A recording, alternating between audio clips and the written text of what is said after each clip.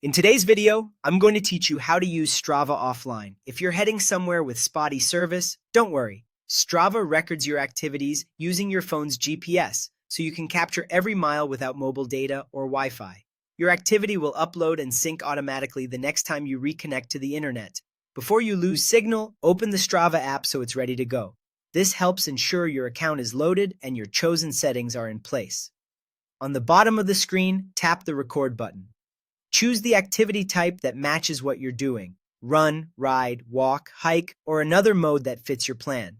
Picking the right activity up front makes your stats and segments more accurate later. Next, make sure your phone's location or GPS is turned on. GPS uses satellite data, not your data plan, so it works even when you're offline. If your phone offers a precise or high accuracy option for location, enabling that can improve the track in challenging areas. When you're ready, tap Start. You can lock your screen and put your phone away. Strava will keep recording in the background. Try not to force close the app while you're moving, since that can interrupt the recording.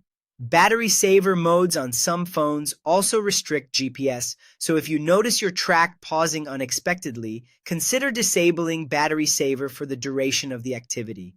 If you want to conserve power and avoid notifications, you can turn on airplane mode.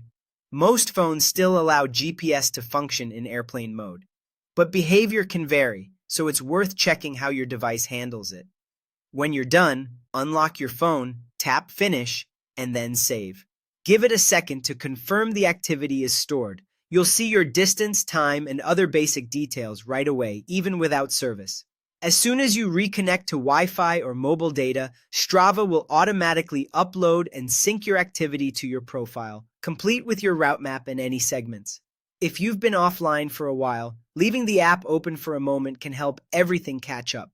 For the smoothest offline experience, keep location or GPS enabled throughout your activity, avoid force closing Strava, and be mindful of battery saver settings. Some users also report more reliable offline tracking when Strava's location permission is set to Allow all the time, which helps the app keep a steady lock while it runs in the background. That's all you need to use Strava offline confidently. Enjoy your run, ride, or hike, and sync when you're back online.